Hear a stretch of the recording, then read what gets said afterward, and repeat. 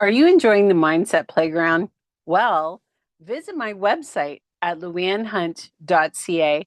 That's louannehunt.ca and find out about all of my guests, my upcoming guests, my past guests, and also sign up for my free Insiders Club. That's where you're going to get information sent to you through email about tips and tricks and all kinds of good stuff about living from the inside out. So I can't wait to see you there on the Mindset Playground. And don't forget to visit my website at louannehunt.ca.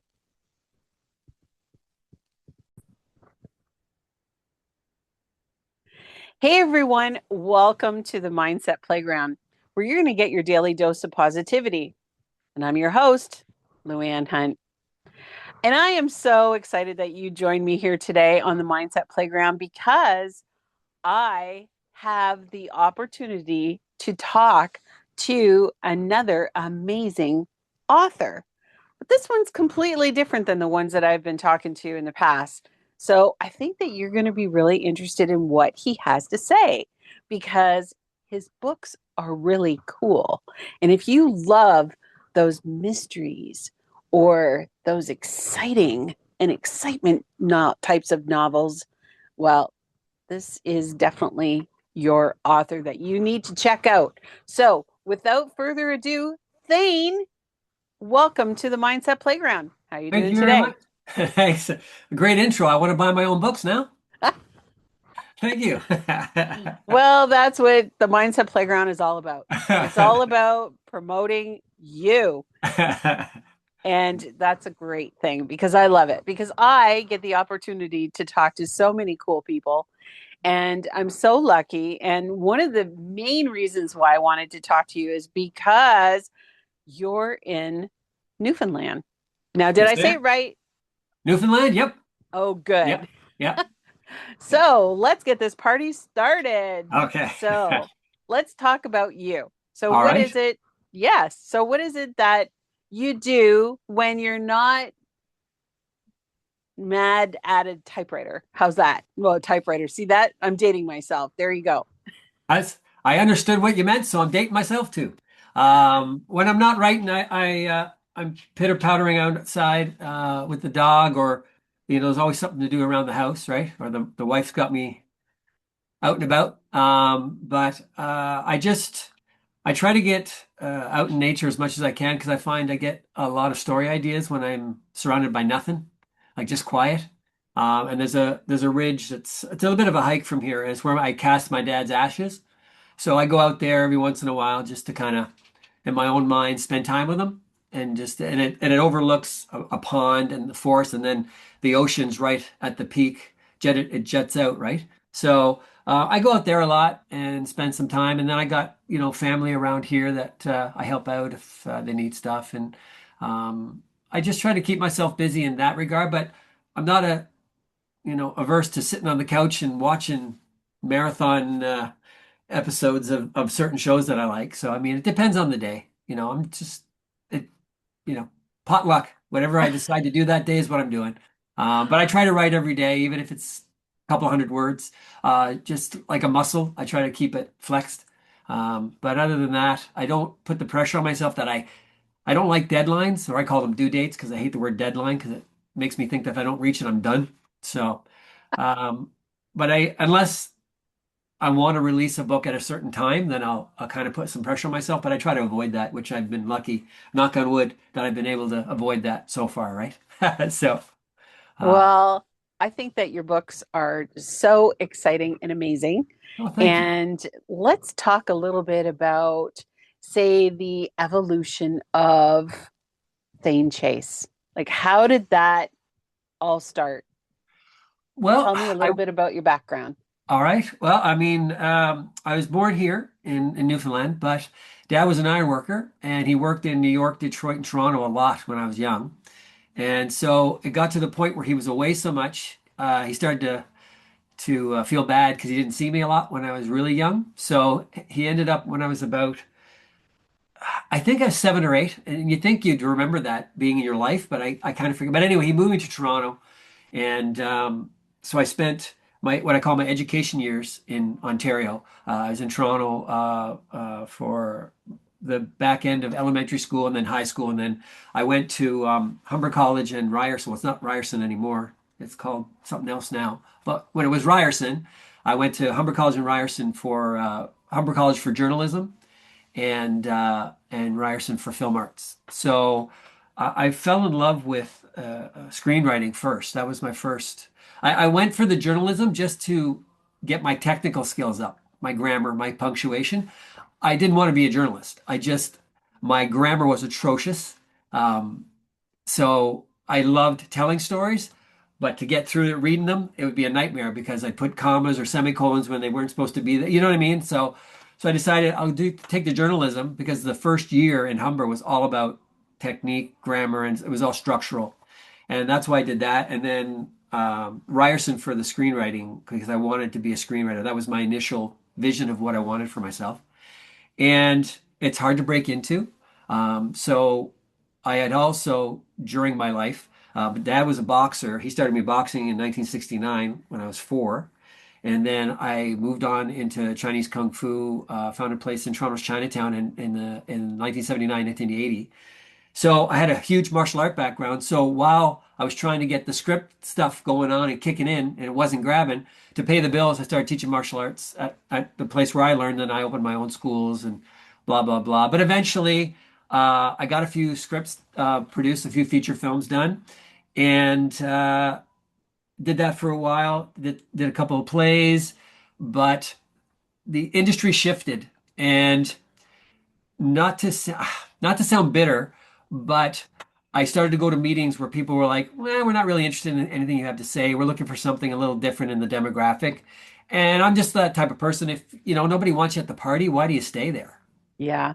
And so I said, you know what? I was always pondering maybe writing novels and short stories, but I hadn't really pulled the trigger on it. And so I decided I was going to give it a go. And I didn't know if I was going to be good at it because it's a completely different type of writing. Because scripts, you only write what's going to be on screen.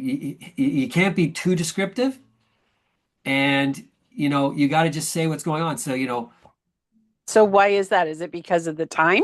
You only have no, so much time, or? well, it is, but basically it's 1 minute per page in a script is basically. So if you get too descriptive, you're going to go through like 4 or 5 pages, but it's only going to be 1 minute on screen because your description takes up so much space, right? But also, the director just wants to read what's happening, what's going to be on screen. So Bill is sitting at a desk drinking a coffee. Bill isn't contemplated about the things of life as the wind cascades down. You know what I mean? You don't do that, right? So it's a very bare bones kind of writing. And Really? so I didn't know if going over to novels where you have to be descriptive and you got to take in the five senses, if I was going to be able to do it because I'd been doing scripts for so long. So I decided, you know what? I'll try a few short stories and see how I feel. And I said, I'm going to write one short story a day and just see how long I can go before I either like it or I hate it. And I'll make that decision.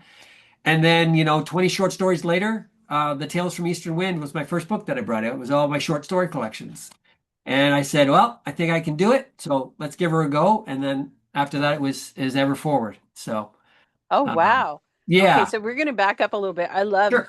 this is great. And, because I've never thought about it. I never thought about, I was really good in English class, but thank goodness when I do write a story, there's an editor who actually reads for Yeah, me what I wrote. Thank yeah, goodness. And they put the punctuation and yeah, like all the rules. Oh my goodness, there's so many rules.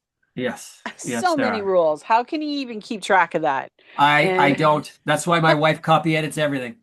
ah, okay, well I need to talk to her. But Yeah, because she's technical. She's great. Like I'll send everything to her and she will tighten it up, like all the grammar, all the punctuation. She's a rock star for that. So wow, that's yeah, amazing. yeah, That's huge. yeah, So let's go back to the beginning then. So when you were growing up and you're a young lad, as they call them, yeah. is this what you wanted to do? Did you want to write? Did you want to, what was it that did you just It wake up one day and say I want to be a writer, or how did that work? I always loved writing stories, but I'll be 100%. I never thought I was going to be a writer. I mean, when I was a kid, I wanted to be everything but. It was always exciting. I wanted to be something exciting. So I wanted to be a policeman, a fireman, a jet fighter pilot, something exciting, right? I never thought about it. I love to write, but I never thought about it. But I loved television and film. Like when like you put me in front of a TV, I know a lot of parents used to do it just as the babysitter, but I was engrossed. And I mean, I could recite things I'd watched. I could regurgitate it verbatim. I would just like you could talk to me and I wouldn't even hear you, you know? But I never really, I don't know. It was either the blue collar, because my dad was such a blue collar guy and it was a blue collar household. To be a writer just didn't I know. I thought I was going to follow my dad's. Initially, I thought I was going to be an iron worker like my dad, right? Because it's a Newfie thing too, right? You follow in the dad's footsteps, right? But I guess it was my English teacher in high school, Mr. Bostock, who inadvertently made me think about it. And we had an essay contest. It was the sesquicentennial in I guess Canada. I guess it was Canada or Ontario. But anyway, there was a writing contest that Mr. Bostock wanted us to do, and I forgot. And it was an assignment. You're going to be graded on it, and I forgot. So the morning of homeroom, because you have homeroom, you have it for like 15, 20 minutes. I Right. got there early, and I wrote. It was like 500 words. It was just a little essay on the Centennial, and you could write anything. So I say, what's the easiest thing I can write? A poem. Poems are short, they're fast. Okay, I'll write one. So I got to homeroom early, wrote this poem. Da, da, da. It was called the Sesqui Serpent, I think it was called. Um, and I was on because when I did the martial arts in Chinatown, I was really involved in the Chinese community. So we did a Mm, lot of lion dances and dragon dances. Our club would do like performances. So we had this big 100-foot dragon that we'd go run through the streets. So with the Sesquicentennial, I did this poem dedicated to the dragon with the scales, glittering in the glistening sun, blah, blah, blah. Anyway, Mr. Bostock read it and he didn't believe I wrote it. well, there was no such No, thing as or AI back then. So, no, but the reason he didn't believe I wrote it is because I was this martial art guy. I'd say ain't and I didn't speak properly. I would say I was street, because I was a tough guy. I did martial arts. So the language of the poem didn't jive with me. So he didn't believe I wrote it. He questioned it. He says, I don't think you wrote this.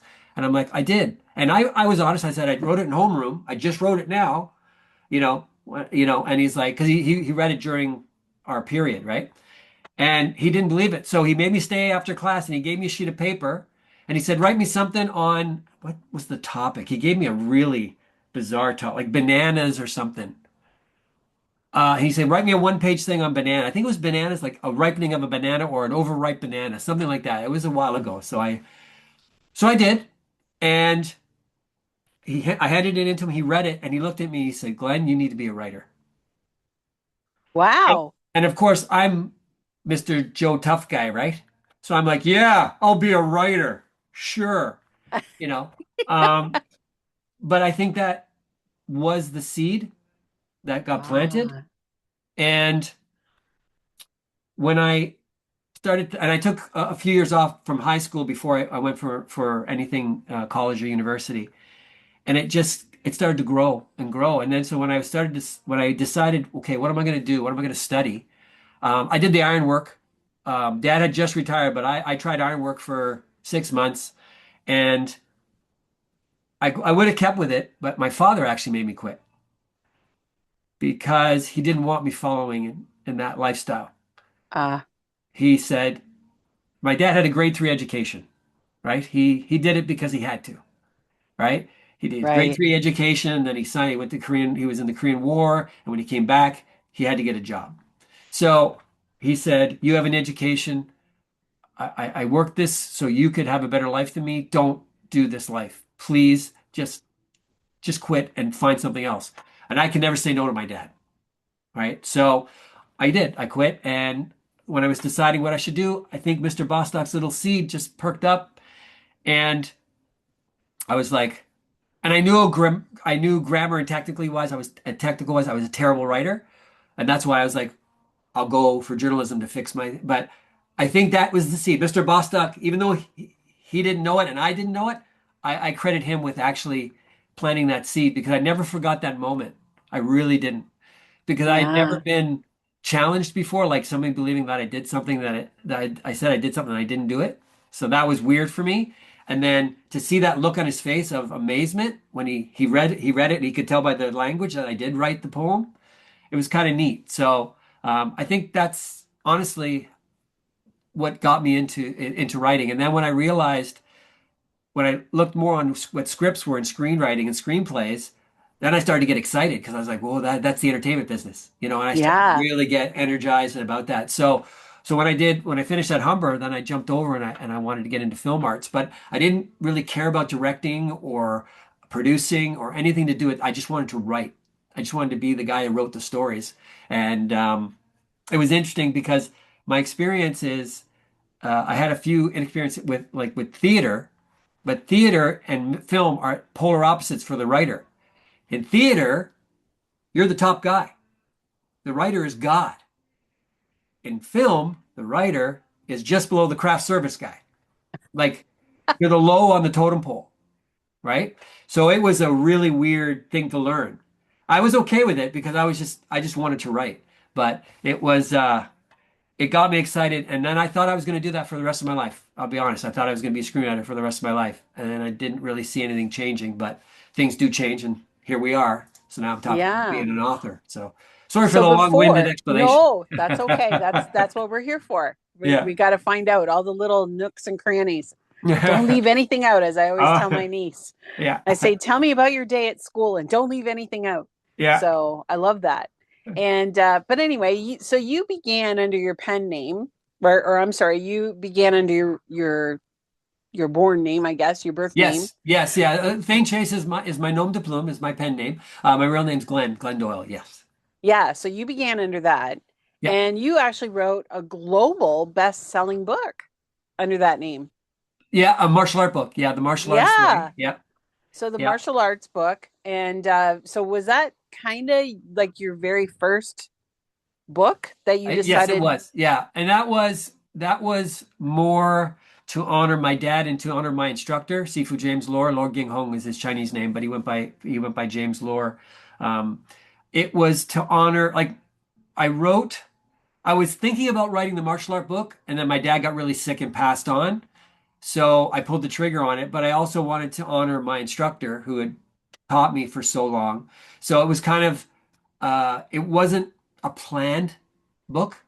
It was more, I felt like I wanted to honor my dad's memory because my dad, I always say he was my first martial arts instructor because he taught me boxing. So, um, but I wanted to honor both men. So I said this was the time to do it. So yeah, it was because it's nonfiction, which is a totally another complete animal when it comes to how you have to approach it. But because I had such a background in martial arts, I found it very easy to write. And it was just I was honestly expressing myself, like my journey. So it wasn't a how-to book. There's no pictures, not a picture book, like sequence one, sequence two, sequence three, none of that. It was just what I experienced walking into the martial art world. How to pick a school, how to pick a style, how to pick an instructor, how to train by yourself, how to train with a partner, how to train with a group, that kind of thing. So it was what I travel. It was like a travel book, but for martial arts, like my journey. And I wanted to dedicate it to my dad, the memory of my dad, and I wanted to dedicate to my instructor. And that was my first book, and it was a really wonderful experience in the fact that I had, I think, about 42 rejections before Tuttle Publishing in the United States. They pulled the trigger first, and it's always the way that as soon as someone jumps in, others will jump in. So as soon as Tuttle Publishing agreed to publish the book, HarperCollins in Canada jumped in and said, "We'll do Canada." So I got to work with HarperCollins, amazing group of people, by the way. I had such a wonderful, they were so nice to me because I knew nothing about the business, right? And I had the most ridiculous questions, and they were so patient with me. But that was my first real good experience with rejection. because I got I think it was about 42 in total, but it was in the 40s. And I for the longest Can I time I ask kept you, yeah, yeah, can I ask you a question about that? I'm sorry to interrupt, but no. that's perfect because I always want to know. So what was your mindset while you were going through that rejection phase? How did that kind of strengthen your resilience? How did you deal with that internally? I was very lucky because I had my dad, a grade three education, but the way he would put things, life experience, right? Like just brilliant. And he always, was like, don't be afraid to fail, but don't be afraid to succeed was the big one because he said he met more people that were afraid of success than he were afraid of failure, right? Because you set the bar at a certain level and then you feel like you got to keep it there and it stresses a lot of people out. And a lot of people fall from it, right? But he always said it's not a rejection, it's a redirection. If you get rejected, that's not the person you're supposed to work with. Move on. Dad didn't let me wallow. Now, I did when he wasn't around, you know. But uh, when you're a kid, you have that sense of immortality. Hmm. Like you don't think anything bad's going to happen to you, so you do this. Like you climb up a rocky cliff. You could fall to your doom, but you don't think about it because you're young. You have that immortal sense, right? I think I was too young to understand what the rejection letters were, so I didn't really Uh, feel them. Now, when I got rejected later in the screenwriting, I felt them. So, if you want to talk about rejection, then you start to doubt yourself. really? Yeah. But if you understand that all art is an expression of yourself, then if that is the case, you're never going to make everyone happy because life is not like that. People love you, people dislike you. It's going to happen no matter what. You don't have to do anything. It's just the way energy works. And I had to realize that the self-portraiture that I poured into any of my art, that was what got me through to get the art produced. They aren't rejecting that. They're just rejecting the project as a whole.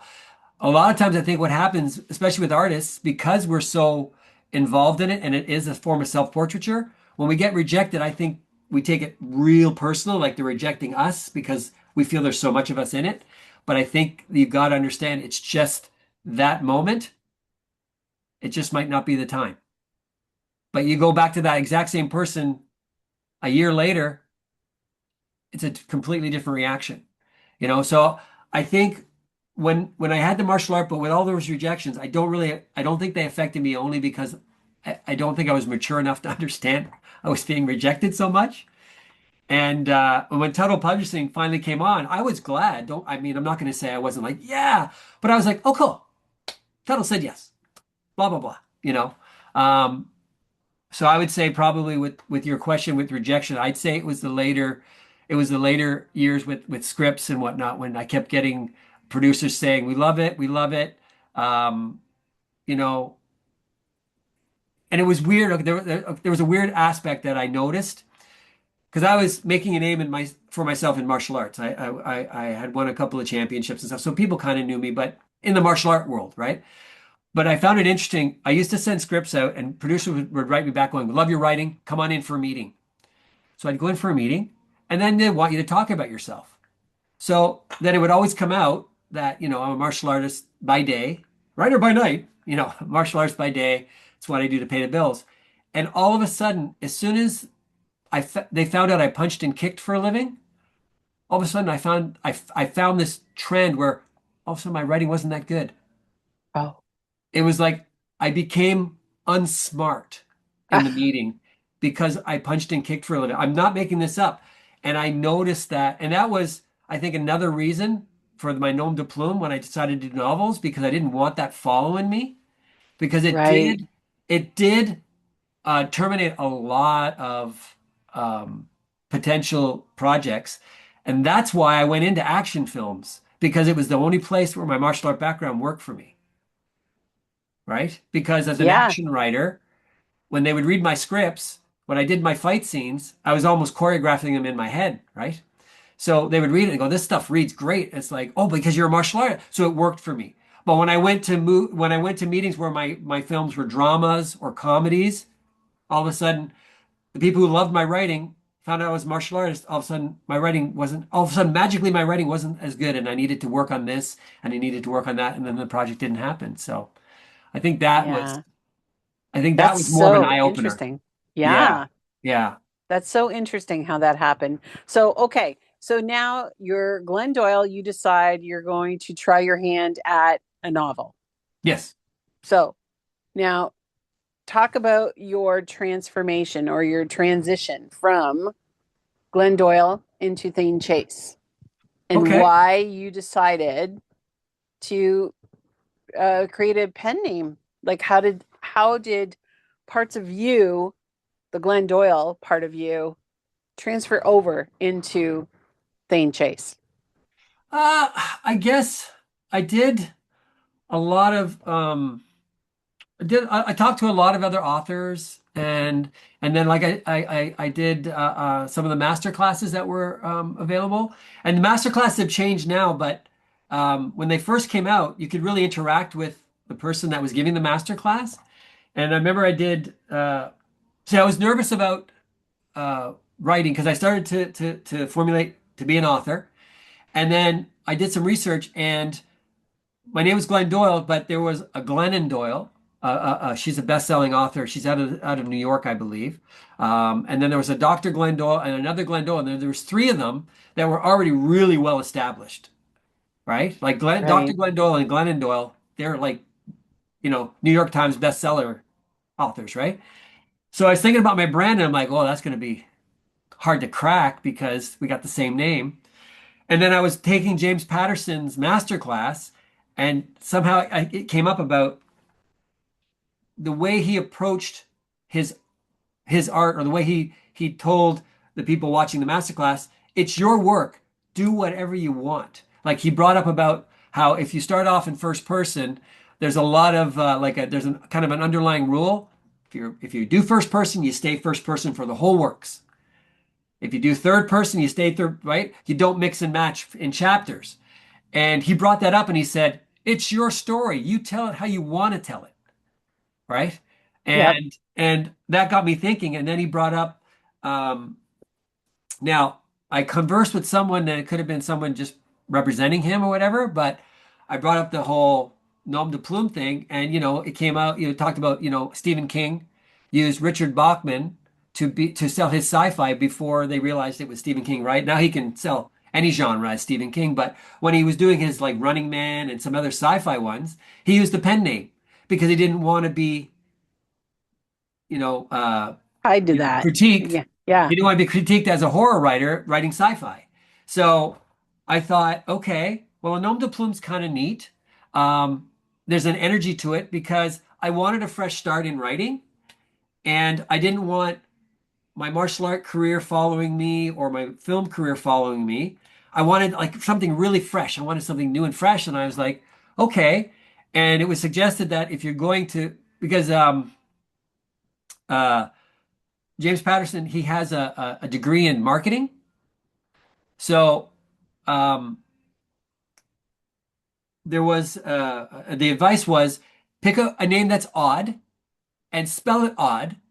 So you'll always come up on the searches as the top one, right? Because most people spell Thaine, Thane. That's so I put the I in it, and Chase is, it's a pretty common surname. But because I put the I in Thaine, if you Google me, usually I come up first, right? So, and that was really the reasoning for the pen name, was just because there were other already established authors with that name. So I thought maybe it would be kind of neat, but also I guess in the back of my mind, I was worried that if I didn't do well or I failed, the pen name kind of allows you to wear a mask, right? It's not Glen Doyle failing, it's Thaine Chase. I can I can walk away from the mask, and maybe in some subconscious level, I actually thought that maybe it would give me an out. where the smell of failure wouldn't follow me because I'm Glen Doyle. I was Thaine Chase, Right. right? Yeah. So I think it allowed me a freedom because it was me, but it wasn't me. Right. And I mean, I hope people watching don't get confused by that, but it was almost like I was playing a character. I was playing Thaine Chase, the author. So it was like I was a character, which was great because it gave me a lot of freedom and it gave me a lot of excitement. And excitement was what I needed to finish a book because Right. again, the writing is so different. Um, and I brought a lot of things over from the screenwriting. Like a lot of people that read my stuff will write me and say, "Your stuff reads like a movie." Well, that's not by accident because that was my background. But I didn't write it with the intent to say, "All right, Empire of One's going to read like a movie." It just happened organically because that's the world I came from. Right. I'm just more descriptive, you know. And a lot of people, I always ask them, um, "How do you find no dialogue?" Because I don't have dialogue in my novels. I'm completely narrative. Really? Yes, that's a whole other conversation, but I can get into it if you want. But I believe that dialogue is the tools that we give actors to ply their trade. That's why we Right. give them dialogue. That's why dialogue is in scripts.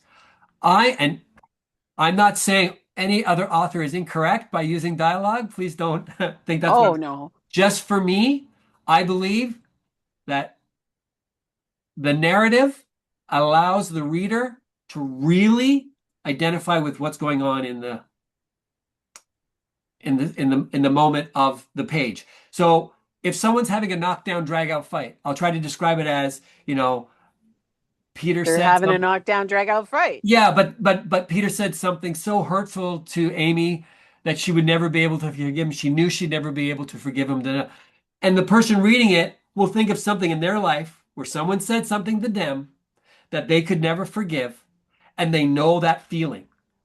Whereas if I wrote the argument out in dialogue, there's a chance that the reader, having never experienced that kind of insult, will be like, well, why'd she get so upset, offended at that?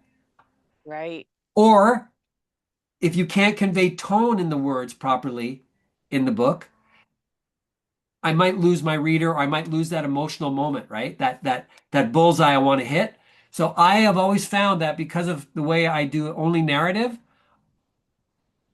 the feedback I get from my readers are they get so immersed because they can identify, because I leave that little door open that they take their own life experiences and bring it into the story. And that's, I think, why I'm really adamant about no dialogue. So all my books are narrative. So, and I've asked people, were you okay with the no dialogue? And 90% of the time, the people go, I didn't even realize it. They don't even notice, Right. which is great, which makes me happy. So my screenwriting professor from Ryerson, she was one of those professors that she was like minimal dialogue even in your scripts. She was so like just don't have pages and pages of long, long speeches. She hated that. She really beat it into me, minimal dialogue for even for my scripts. So I mean, I was coming from that place and then to a place of all narrative.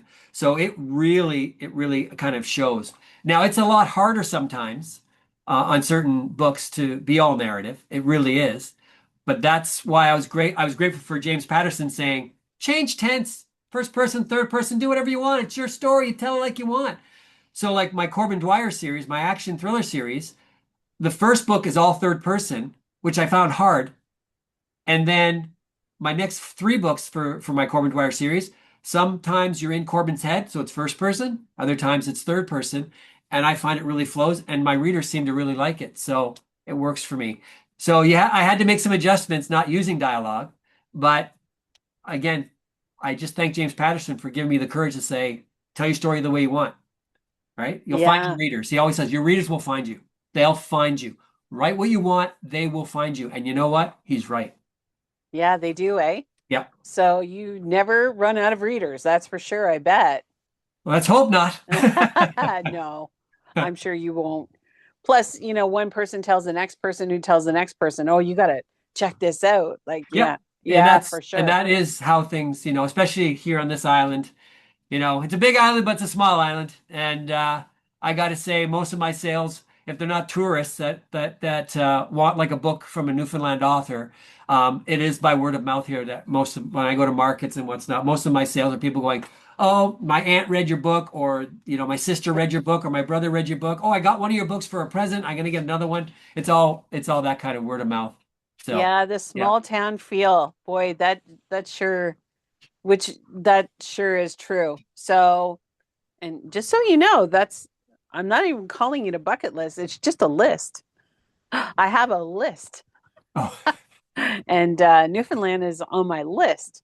So, my well, very first podcast, and I told you this, my very first podcast was with Bonnie Harris, who is from Newfoundland, Gander. right. Yes, yes, Yes. yes. Gander's So, about 3 hours from me, I'd say, driving. Yeah. oh, that's where I want to go. I want to Yeah. go, and I want to just be immersed in Newfoundlanders. There we That's go. it. Yeah. Well, we'd be happy to have you. Make sure you drop by Avondale if you do get out here so you can say hi. I'm coming to Avondale. Are you kidding? That's where I'm going to start. So, okay.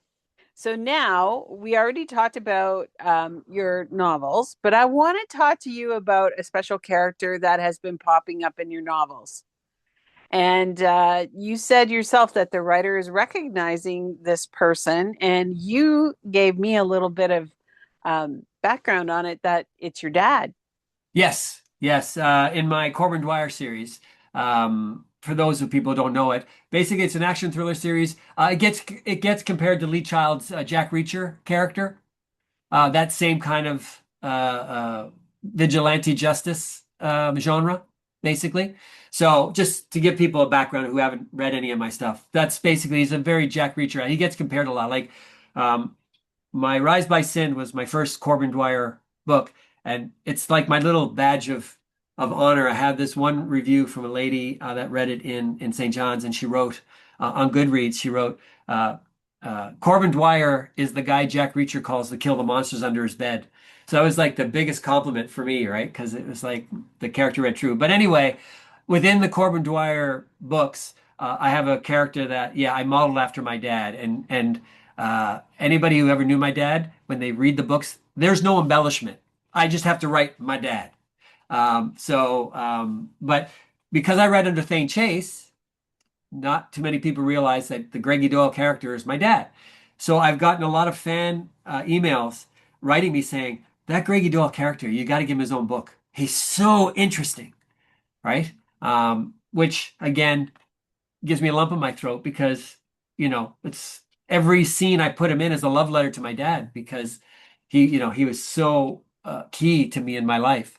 Um, uh, because he raised me because him and my mom got divorced when I was really young, so my dad he was my anchor, so he was my everything. So I mean I pay homage to him as many times as I can, and I'm pretty sure to nauseam for a lot of people because I go on and on and on about him, but um, he was that key to me being who I am. So yeah, it was great. It's a fun character to write, and like I said, I don't have to do any embellishments because I'm just writing him how he appeared. I mean, I give him extra skills and stuff that Dad didn't have. I mean, there is that creative, but the character itself is just my dad.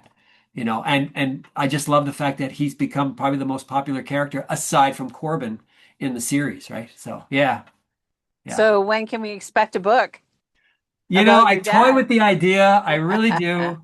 Um, I think there's a book in me, but we'll see. Because that's going to take a lot out of me. Because Yeah. there's sometimes I'll be writing a scene in the Corbin Dwyer series, and I'll remember a thing that happened with my dad, and I'll put it right in the book or a story he told me about when he was in the war and whatnot.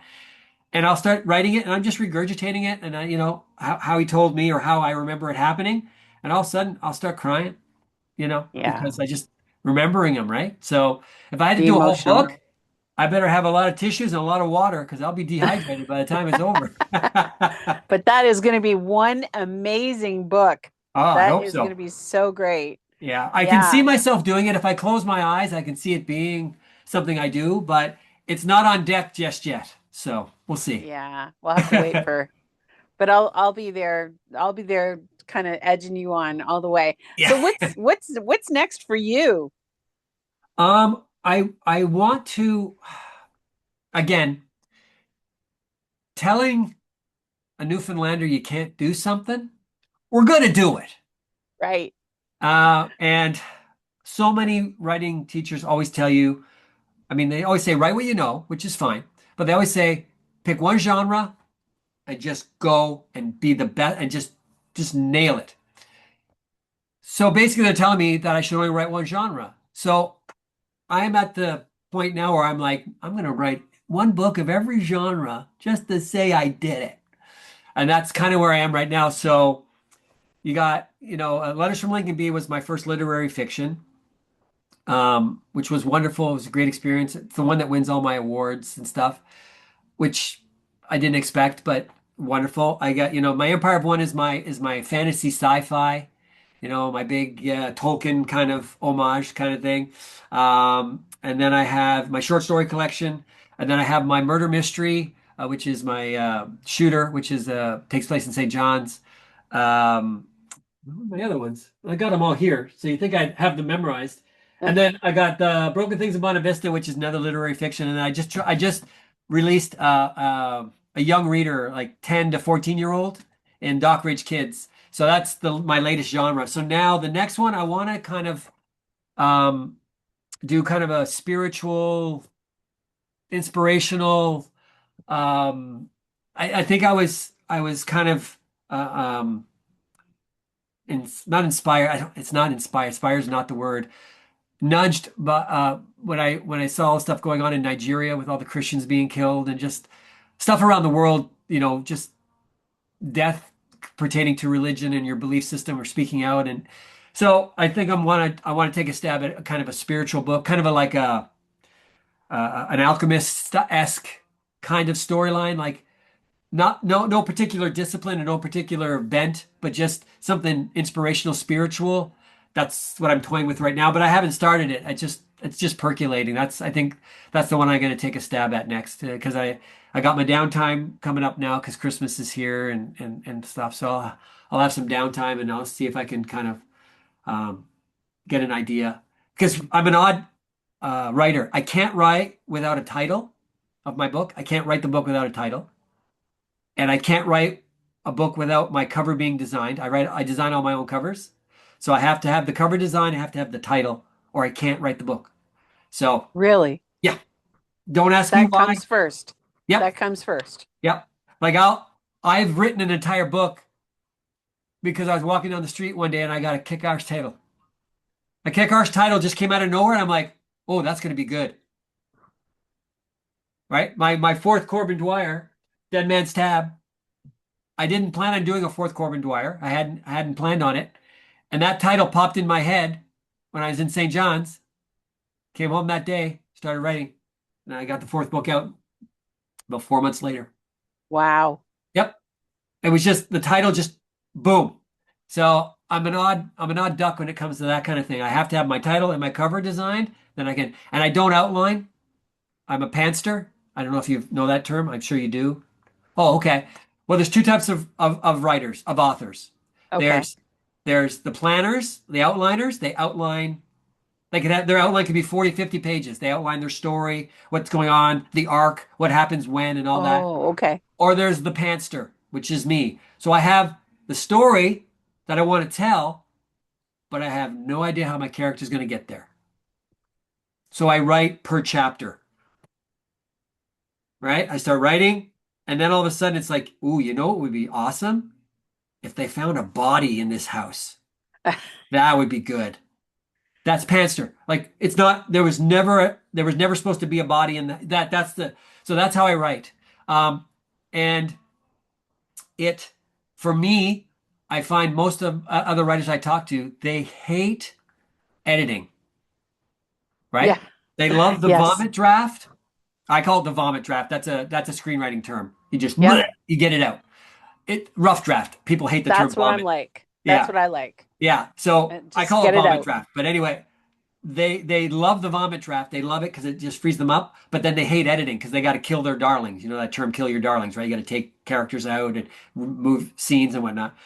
Well, I'm the Too opposite. many words. There's too Yeah, many words, and it I'm the kind of goes exact off. opposite. And yeah, I'm the exact opposite. My vomit draft is excruciating. I love editing because I'm a pantster. So the vomit draft is the hard one because I don't know where I'm going with it. I have to go as I go. And sometimes I paint myself in a corner. I'm like, oh, now I have to undo 25 pages because I just painted myself into a corner. So there are drawbacks to it, right? So, but I love editing. I love taking things out, moving things around. So I'm the opposite of most writers, in the fact that I love the editing process. So wow. yeah, so that's the life of a pantster, as they say. So Well, same thing when I'm writing a chapter, say for a, a collaborative book. They'll tell you how many words they want you to make it, and it just makes me insane when I'm at the end of the story.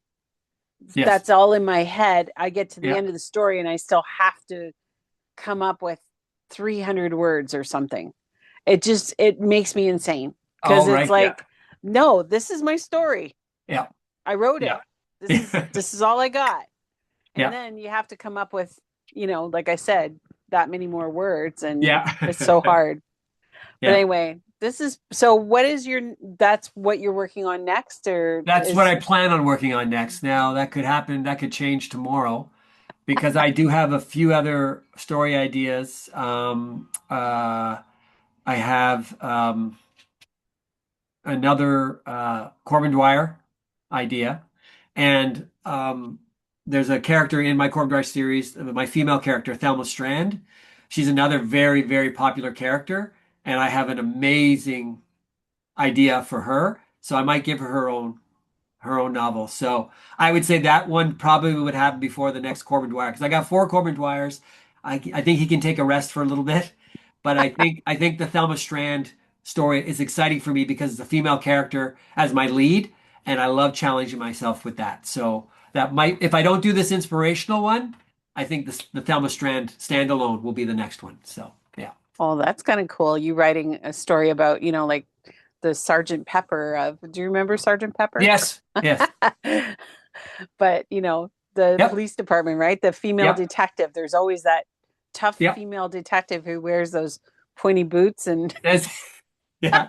Exactly. and their badge on their hip. Yeah, I know. They Yeah. always make me laugh. So, Yeah, so that'll be but challenging, but I'm excited to give that a go. So it'll be one of those two. So we'll oh, see what that's happens. Yeah, never exciting. know. Yeah. Yeah. So, how can we find all your books? What's the best place to find you? Well, if you're not in Newfoundland, the best place to find me is on Amazon right now. Yeah. Like Okay. you, I mean, I'm in the bookstores here on the island, but I'm not in Indigo or Chapters on the mainland. I'm just in Newfoundland, right? So Oh, well, that's a great excuse for us to come to Newfoundland and there you check go. out Yeah. so that we can check out your books. Yeah.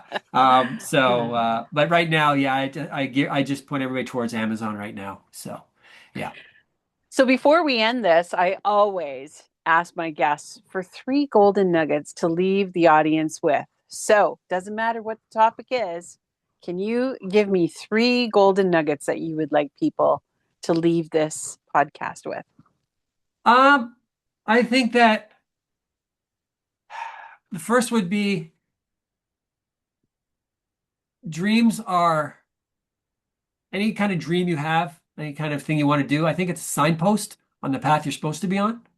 So don't ignore the sign because if you do, you're gonna miss out on an amazing journey. I'd say that'd be the first thing. I would say secondly, from an artist's point of view, you're going to have to become comfortable with letting people see who you are because you'll never, I don't like using that term never, it's so final. It's going to be hard to get real art out there if you don't honestly express yourself. And you have to have that courage, which I'm still working on.